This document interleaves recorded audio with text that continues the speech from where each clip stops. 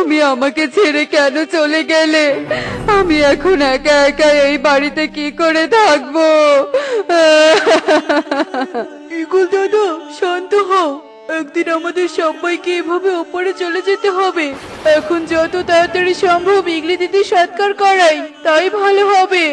ইগলি বলেছে সে মারা গেলে যেন তাকে সমাধি দেয়া হয়, তাই বলি টোনাকে আমার বাড়িতে ডেকে নিয়ে আয়। আচ্ছা ঠিক আছে দাদা, যাচ্ছি।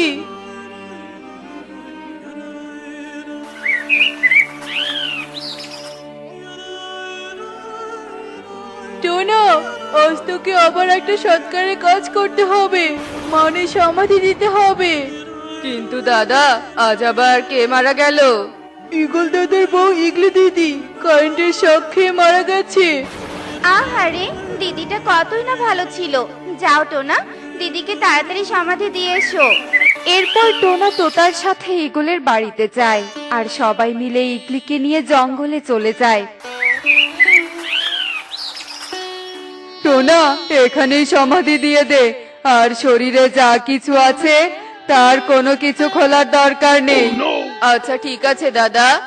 চল তোতা, বাড়িতে চলে যাই, এখানে থাকলে যে খুব খারাপ লাগবে। এত সুন্দর সোনার দুল সহ নাকি সমাধি দেব? এখানে তো কেউ নেই, আমি বরং দুলগুলো খুলে নেই। এই দুলগুলো টুনিকে দিলে টুনি খুব খুশি হবে। এসব বলে টোনা দুলগুলো খুলে নিয়ে ইগলিকে সমাধি দিয়ে দেয় আর সে তাড়াতাড়ি সেখান থেকে বাড়িতে চলে আসে। টুনি, দেখো তোমার জন্য কত সুন্দর সোনার দুল নিয়ে এসেছি। এই দুলগুলো পরলে তোমাকে অনেক সুন্দর লাগবে।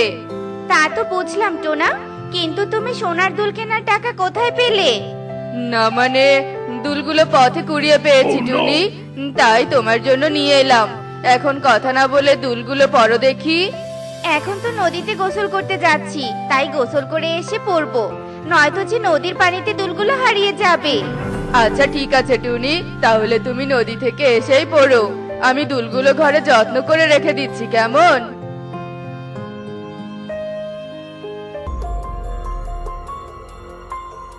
আমার কানের দুল চুরি করে নিয়ে গেছিস টোনা, আমি তোকে ছাড়বো না, ছাড়বো না। এসব বলে ইগলির আত্মা টোনার বাড়িতে চলে আসে আর টোনার বাড়ির উঠোনে থাকা একটি আপেল গাছকে উপড়ে ফেলে দেয়। হে কি সর্বনাশ হলো! কোনো ঝড় বৃষ্টি বাতাস ছাড়াই আপেল গাছটা এভাবে উপড়ে পড়লো কেন? এই গাছের আপেল বিক্রি করে যে আমাদের সংসার চলে, এখন তাহলে কি করে সংসার চলবে? টোনা, তুমি কাঁদছো কেন? হে কি, আমাদের আপেল গাছটা কিভাবে পড়ে গেল? জানি না টুনি, হঠাৎ কেন যে গাছটা উপড়ে পড়ে গেল আমি তো কিছুই বুঝতে পারছি না। আমার মনে হয় গাছটার অনেক বয়স হয়ে গেছে, তাই হয়তো দুর্বল হয়ে পড়ে গেছে। যাই হোক, সবই তো সৃষ্টিকর্তার ইচ্ছে, বলো? টোনা, এখন গাছটা কেটে কাঠগুলো বিক্রি করতে হবে। হ্যাঁ টুনি, তুমি একদম ঠিক বলেছো, আর কাল থেকে কাজের খোঁজে বেরিয়ে পড়তে হবে।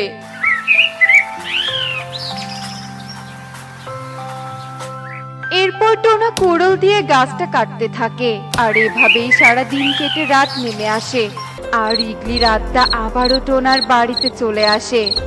আমার সোনার দুল চুরি করে এনে তোরা শান্তিতে ঘুমাচ্ছিস? দাঁড়া, তোদের শান্তির ঘুম আমি ছাড়াচ্ছি।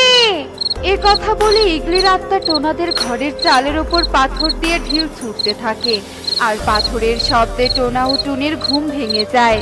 টোনা, আমাদের ঘরের পাশে তো কোনো ফলের গাছ নেই, তাহলে চালের উপর এভাবে কি পড়ছে? আমিও তো সেটাই ভাবছি টুনি, চলো তো বাইরে গিয়ে দেখি।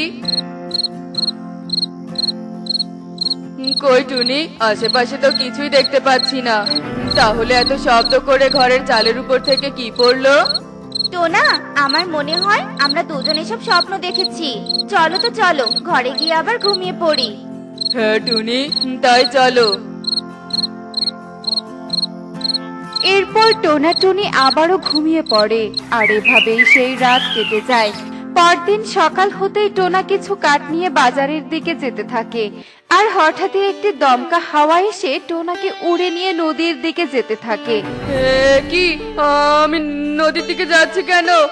কে কোথায় আছো? আমাকে বাঁচাও, বাঁচাও!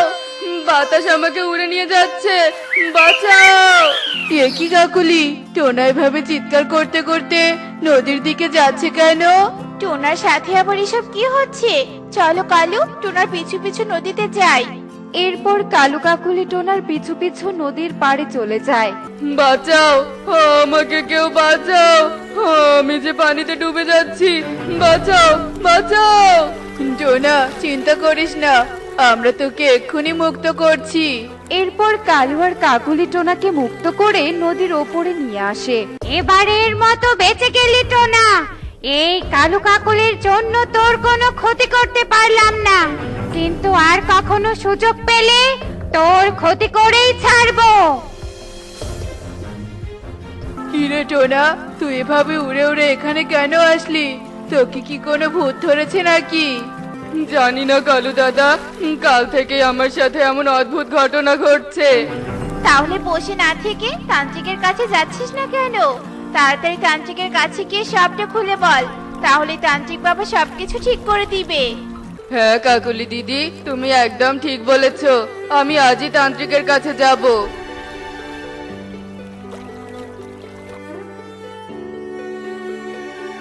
একে টোনা, তোমার শরীর এমন ভেজা কেন?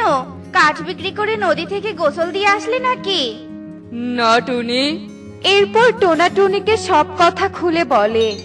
কাঠগুলো নদীতে পড়ে গেছে তো কি হয়েছে? তোমার তো আর কোনো ক্ষতি হয়নি। বেঁচে থাকলে ঠিক একটা কাজের ব্যবস্থা হয়ে যাবে।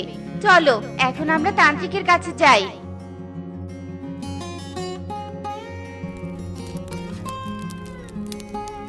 তান্ত্রিক বাবা, তান্ত্রিক বাবা, আমাকে সাহায্য করুন। আমি যে বড্ড বিপদের মধ্যে আছি, আমাকে সাহায্য করুন। কি বিপদের মধ্যে আছিস? বল দেখি। তারপর টোনা তার সাথে ঘটে যাওয়া সমস্ত ঘটনা তান্ত্রিককে খুলে বলে। চিন্তা করিস না বাছা, আমি ধ্যান করে সবটা দেখছি যে কোন ভূত তোদের সাথে এমন করছে। তান্ত্রিক বাবা, কি বুঝলেন? মূর্খ পাখি, তোরা মৃত পাখির শরীর থেকে সোনার দুল চুরি করে এনেছিস কেন? ওই মৃত পাখির আত্মা তোদের ক্ষতি করছে, আর সুযোগ পেলে অনেক বড় ধরনের ক্ষতি করে ফেলবে। টোনা, তান্ত্রিক বাবা এসব কি বলছে? তার মানে তুমি ওই সোনার দুলগুলো মৃত পাখির শরীর থেকে চুরি করে এনেছিলে? হ্যাঁ টুনি, আমি লোভে পড়ে ইগলি দিদির কান থেকে সোনার